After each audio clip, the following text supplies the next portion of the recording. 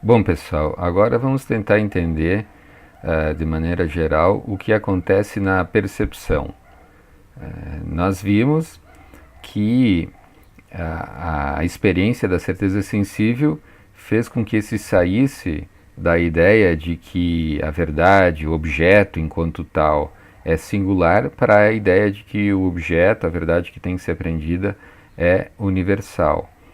E nós vimos que essa ideia de universalidade pode ser associada a esses conceitos platônicos de ideia e forma, né? Nós podemos acrescentar também outros conceitos, como a ideia de essência ou mesmo substância de Aristóteles, né? E a própria ideia de conceito, né? Nós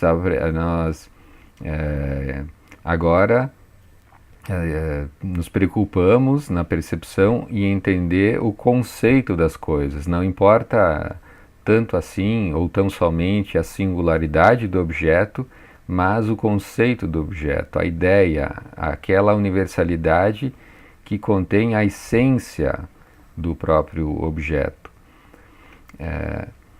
Nós podemos dizer que a experiência que aconteceu na certeza sensível foi o estabelecimento de uma identidade, ou seja, se negou aquilo dos objetos que não é idêntico entre eles para manter aquilo que é idêntico, que forma justamente uma unidade.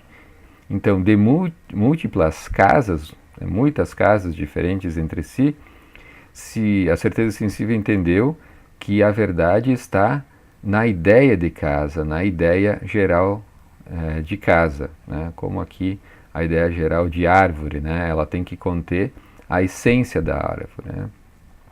Então essa experiência da certeza sensível levou à ideia de que a verdade é uma unidade enquanto uma universalidade, né? Mas o que nós vamos ver na percepção é que existe um outro processo que a certeza sensível ainda não realizou, não entendeu, que tem a ver com a diferença que nós precisamos estabelecer entre uma coisa universal e outra coisa universal. Quer dizer, a casa é o que há a ideia de casa, né, a casa universal, é o que há de idêntico entre todas as casas. A ideia de árvore é o que há de idêntico entre todas as árvores. Mas nós também precisamos garantir que a casa seja diferente da árvore e diferente de todos os outros seres universais. Como que nós podemos fazer isso? O que nos permite, para além de garantir essa identidade entre objetos singulares num universal, que haja também uma diferença entre os objetos universais? Qual é o elemento que garante isso? É a ideia de propriedade. Quer dizer, se a gente for distinguir casa de árvore, nós vamos ter que fazer um elenco de quais são as propriedades da casa e quais são as propriedades da árvore. Essa multiplicidade de propriedades é que garante a diferença. Então, na percepção, vai aparecer um movimento, de certa forma, oposto ao que aconteceu na certeza sensível. Se na certeza sensível a gente foi de uma multiplicidade de objetos singulares para uma unidade, estabelecendo o que há de idêntico entre eles, na percepção vai se descobrir que a própria coisa universal precisa conter uma multiplicidade. Então você vai dessa unidade à multiplicidade. Mas esse é apenas um primeiro movimento para se tentar pensar a coisa. Ou seja, quando a percepção tenta conhecer essa coisa universal, ela se dá conta da necessidade da multiplicidade, da diferença, né? Mas o problema central da percepção, na verdade, vai ser conciliar esses dois momentos, como Hegel chama, a unidade e a multiplicidade. Em termos simples, nós podemos dizer que a percepção trata de vários temas, na verdade, mas um tema que pode nos ajudar a entender esse capítulo é o tema antiquíssimo, né, da relação entre o uno e o múltiplo. Como que nós podemos pensar as coisas se as coisas precisam ser unas e múltiplas? Unas porque as coisas são universais. As coisas nesse sentido aqui, platônico, né, praticamente, são universais. Então elas são a unidade que há entre os singulares. Mas as coisas também são múltiplas, são muitas coisas diferentes umas das outras e que para serem diferentes precisam conter dentro de si a própria multiplicidade através de uma quantidade específica de propriedades. Todo o esforço da percepção vai ser tentar integrar multiplicidade e unidade para garantir que o que ela conhece, que é a coisa, seja algo viável. Né? Todos os paradoxos que vão surgir daí decorrem da tentativa de conciliar multiplicidade e unidade. Qual que é a estrutura geral da percepção? Como antes, a percepção tem uma teoria da mente, uma teoria do conhecimento e uma ontologia. Né?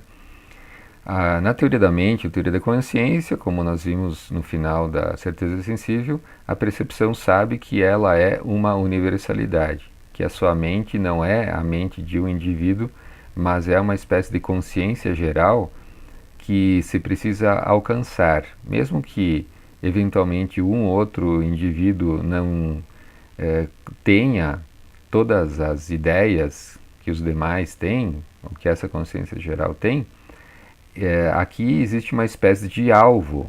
Nós devemos alcançar essa consciência geral. Nós devemos alcançar o mundo das ideias.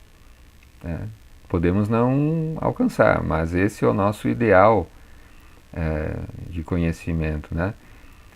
Se a consciência universal é uma espécie de ideal que nós precisamos alcançar, a consciência sabe que ela é capaz de ilusões. Ela pode se enganar, pode se iludir. E como é que a consciência sabe que ela se enganou? Se ocorreu uma desigualdade no objeto. Porque ela percebeu, se deu conta na certeza sensível, que o singular deixava de ser, se mostrava falso, na medida em que um singular é diferente de outro singular. A relação negativa de um com o outro fazia com que o ser de cada um fosse negado. Então, o que a consciência, a percepção vai tentar fazer é encontrar a verdade enquanto a igualdade da coisa consigo mesmo, a ausência de contradições, né? A ausência da ideia de que há um ser e há a negação desse mesmo ser. Quando isso é detectado, é como que liga uma luz de alerta na consciência dizendo, olha, você se iludiu, deixe de lado esse ponto de vista, resolva essa desigualdade de alguma forma. A teoria do conhecimento, da percepção, se baseia ainda na ideia de imediatez, né? Não é a consciência que cria o objeto e tal. A consciência simplesmente aprende o objeto. A diferença é que esse objeto é universal, mas o papel da consciência é simplesmente apanhar o objeto como ele é, na sua igualdade consigo mesmo, e evitar, obviamente, a ilusão. Mas evitar a ilusão não significa construir o objeto, significa simplesmente retirar do nosso conhecimento, das nossas representações mentais, aquilo que não é devido ao próprio objeto, mas a um trabalho da própria consciência. E por fim, a percepção é também uma ontologia, ela pressupõe uma certa ontologia, embora de maneira também não explícita. E é essa a ideia de que o objeto é o universal igual a si mesmo. São as ideias platônicas, como a gente está usando aqui para tentar entender o Hegel. Então eu tenho a casa ideal aqui, a ideia de casa, a forma de casa. a essência da casa. E que é essa essência da casa? É aquilo que há de igual entre todas as casas possíveis, né? Então, o igual a si mesmo, aquilo em relação ao qual não há diferença, é a verdade. Nós temos aqui uma espécie de critério ontológico, um critério sobre o que o ser deve ser, né? Uma primeira experiência que a percepção realiza pode ser esquematizada da seguinte forma. A consciência é um uno, é aquilo que há de idêntico, né? O seu conhecimento é aquilo que há de idêntico entre todos os objetos, né? Ela percebe o objeto dessa forma, o objeto é uma unidade. A casa, que é aqui a casa ideal, né? Que é aquilo que todas as casas têm em comum. Entretanto, a consciência se dá conta que a própria casa é composta de diversas propriedades.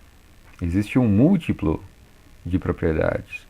Então, o objeto é, na verdade, uma comunidade em geral, ou seja, um conjunto de propriedades distintas. Essa é a percepção verdadeira, pensa a percepção. Então, o seu conhecimento, o seu conteúdo mental deve ser justamente essa comunidade em geral. Então, o que ela vai dizer em relação ao seu ponto de vista anterior? Que ele era ilusório. Antes ocorreu uma ilusão. Essa é a perspectiva do múltiplo, né?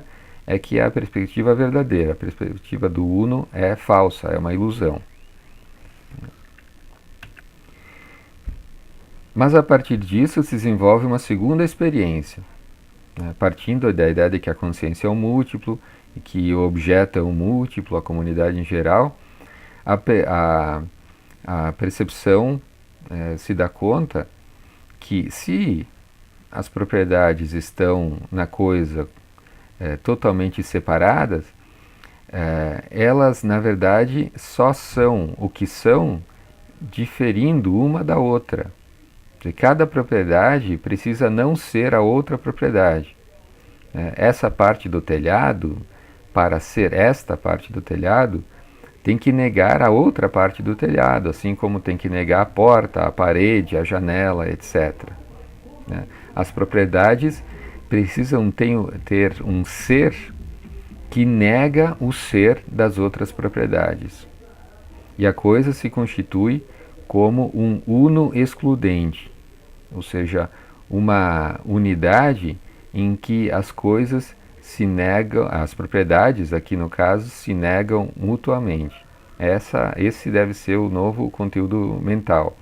E aquela ideia de uma coisa enquanto um conjunto de propriedades simplesmente dispostas uma ao lado da outra, digamos assim, de maneira indiferente, é considerada uma ilusão.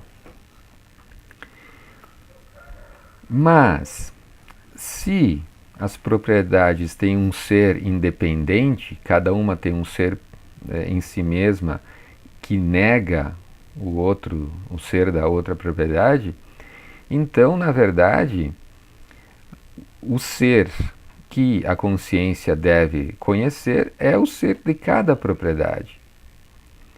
Veja que nós, dessa forma, fomos daquela primeira ideia, a ideia de que a coisa é um uno, universal, para a ideia de que o ser é a singularidade de cada propriedade. Então, quando nós olhamos para um objeto, nós não estaríamos vendo a coisa, nós estaríamos vendo cada propriedade, né? Cada propriedade é que é o ser que a gente vê. Só que então, diz o Hegel, dessa maneira, compreendendo a realidade dessa forma, nós voltamos à certeza sensível, né? Em que a verdade é o singular, né? Aqui, cada propriedade passa a ser um ser singular que a consciência deve simplesmente aprender. E aí o Hegel diz, mas a certeza sensível tem seus próprios paradoxos, como a gente viu. E, então, da certeza sensível, nós somos remetidos à percepção. E da percepção, passamos por esse ciclo de novo e voltamos à certeza sensível. Fica uma espécie de círculo vicioso. Mas a consciência se dá conta disso, né? Esse é um aspecto importante na obra do Hegel, na Fenomenologia do Espírito, né? A consciência tem a ver sempre com um ato reflexivo, embora ela negue esse ato reflexivo, não compreenda esse ato reflexivo, principalmente nas suas figuras iniciais, como a certeza sensível, a percepção, o entendimento e tal. Mas ela sempre realiza esses atos reflexivos, né? A consciência sempre é reflexiva, embora ela mesma não se dê conta disso. E ela, na verdade, só vai se dar conta realizando esses atos reflexivos, né? Então, na medida em que ela reflete sobre esse círculo vicioso no qual ela entrou, acontece uma espécie de recomeço, né? Ela decide, olha, eu preciso repensar tudo isso de uma outra forma. E então a consciência bola uma solução, né? O objeto se mostrou uno, mas ao mesmo tempo ele é múltiplo e essa multiplicidade leva a um retorno à singularidade. Como é que eu lido com isso? O objeto é uno e múltiplo? Não pode ser. O objeto não pode ser uno e múltiplo, porque isso é contraditório. Então, a percepção vai estabelecer uma diferença entre esses dois momentos, ou seja, entre o momento da unidade e o momento da multiplicidade. A coisa é una, né? Decreta a percepção, por assim dizer, né? Mas a multiplicidade aparece, como nós já vimos antes. O que ela vai fazer com isso?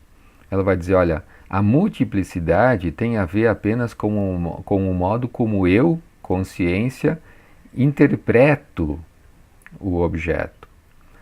Então, o objeto é uno, é a casa. As diferentes propriedades que tornariam a casa múltipla, eu digo que são fruto do meu perceber. São uma espécie de ilusão produzida pelo perceber. Somos nós que identificamos e distinguimos diferentes propriedades nas coisas. Mas as coisas, na verdade, são uma coisa só. Só há um ser aí, na casa.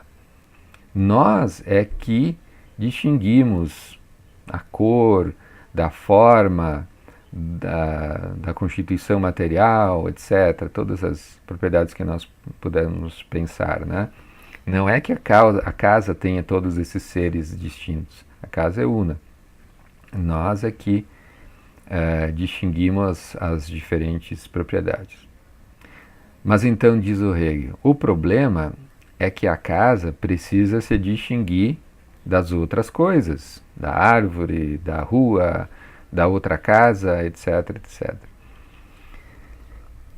Para se distinguir das outras coisas, ela precisa de propriedades. São as propriedades que garantem que uma casa não é uma árvore, não é um poste, né, etc.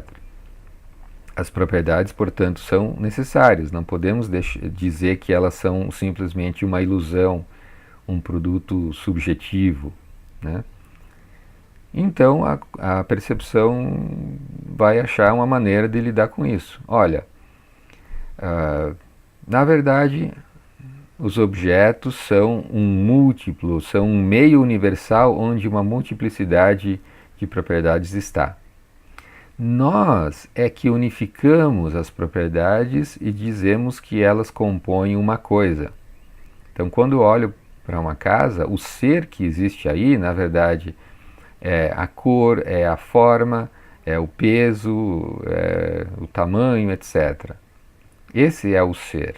Nós é que integramos todos esses seres numa forma única, que chamamos de casa. A unidade é produto da subjetividade, enquanto a coisa é múltipla, né?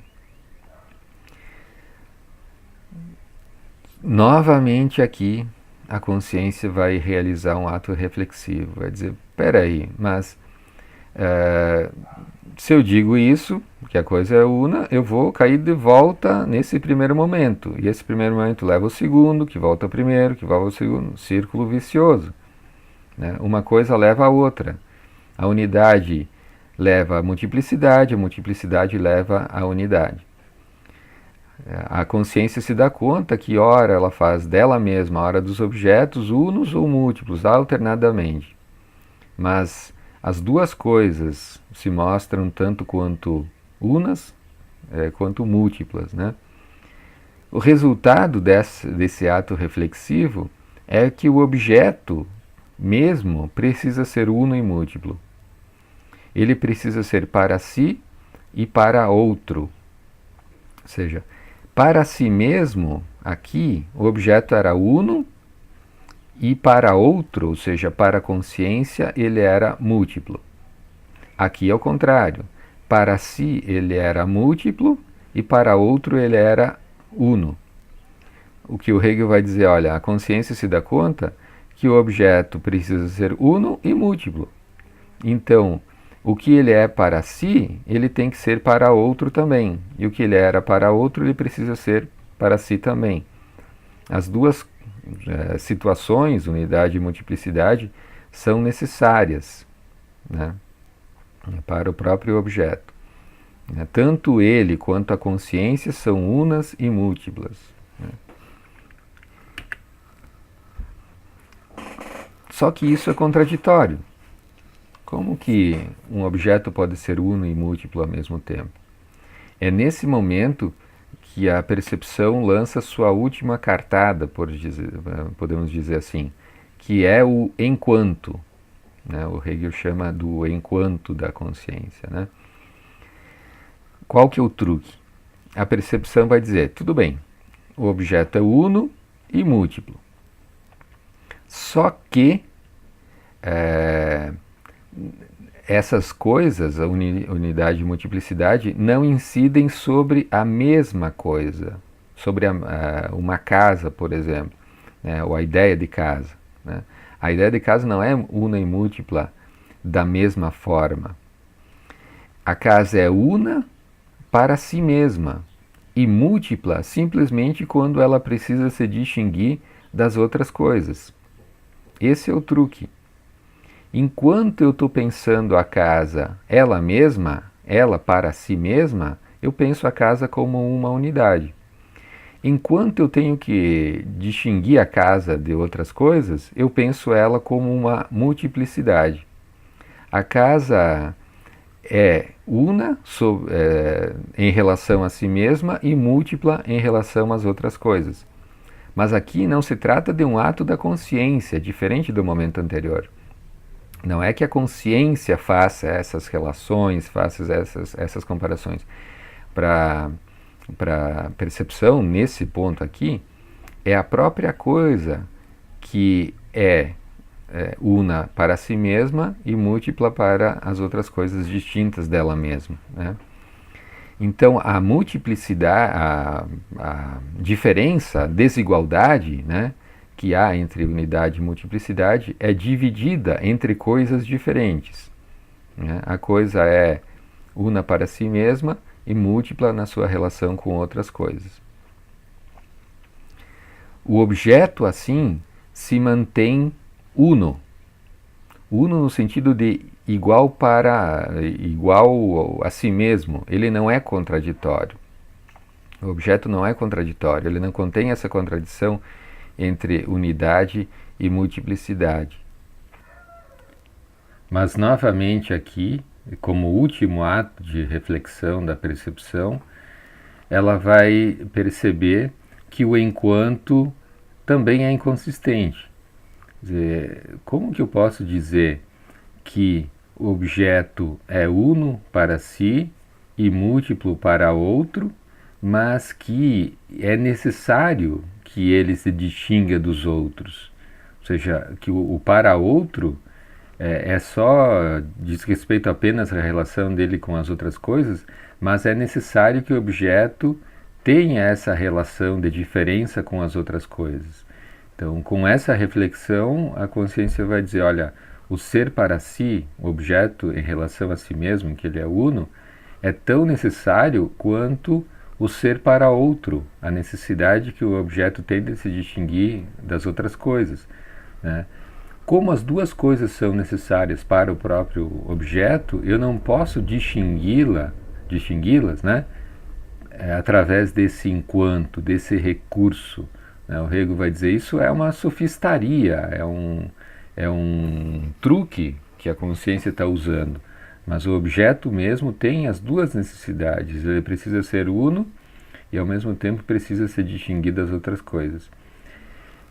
Quando a consciência, a percepção, né, realiza esse último ato reflexivo, ela chega ao que o Hegel chama de universal incondicionado, né, em que o objeto será a unidade entre a unidade, o ser uno para si, e a multiplicidade, o ser outro, as diferentes propriedades que são capazes de distinguir o objeto dos outros objetos, né? Então, a unidade entre a unidade e a multiplicidade. Esse será o objeto enquanto um universal incondicionado. E essas ideias, né, essa ideia, enfim, de universal incondicionado vai se desdobrar na forma de elementos como força, lei, fenômeno, suprassensível, né? Mas quando a consciência alcança esse ponto de vista acerca da realidade, ela já não é mais percepção, mas sim entendimento, né? Que é o capítulo seguinte. Apenas para tentar ter uma ideia do que é esse universal incondicionado, veja que no começo do capítulo sobre a percepção, a verdade é universal, né? Mas não é universal incondicionado. Nós poderíamos dizer então que essa primeira verdade da percepção é universal condicionado. Mas condicionado ao quê? Aí que nós podemos nos dar conta do que o Hegel está falando. É que a universalidade só é uma realidade enquanto distinta de outras universalidades. Só que para se distinguir das outras universalidades, ela precisa ter em si mesma o elemento da singularidade. Então, ela está condicionada à singularidade que ela não contém, que é estranha a ela, que é externa a ela, que vem na forma de outras coisas, né? O universal incondicionado é incondicionado justamente porque a sua condição, a condição do seu ser, a condição de uma coisa ser coisa, né, está contida nele mesmo, na forma da multiplicidade. Justamente porque ele é a unidade entre a unidade e a multiplicidade. A condição para uma unidade ser real é a multiplicidade, que é contraditória em relação à unidade. Mas o universal incondicionado contém os dois momentos integrados. Então a condição que era estranha, que era externa, agora se torna interna. Então o incondicionado no Hegel, isso é muito importante inclusive, não é aquilo que não tem condição, ou aquilo que está para além de qualquer condição, né? Uma coisa assim que nega as condições. Na verdade, o incondicionado é aquilo que contém em si mesmo as suas próprias condições. É aquilo que superou aquela perspectiva em que a condição permanece como algo externo, né? O universal incondicionado contém a singularidade dentro de si, né? A unidade contém a multiplicidade. Essa aqui é a ideia. E nesse ponto, né, a percepção se converte em entendimento. E então essas ideias vão ser desdobradas mediante outras experiências.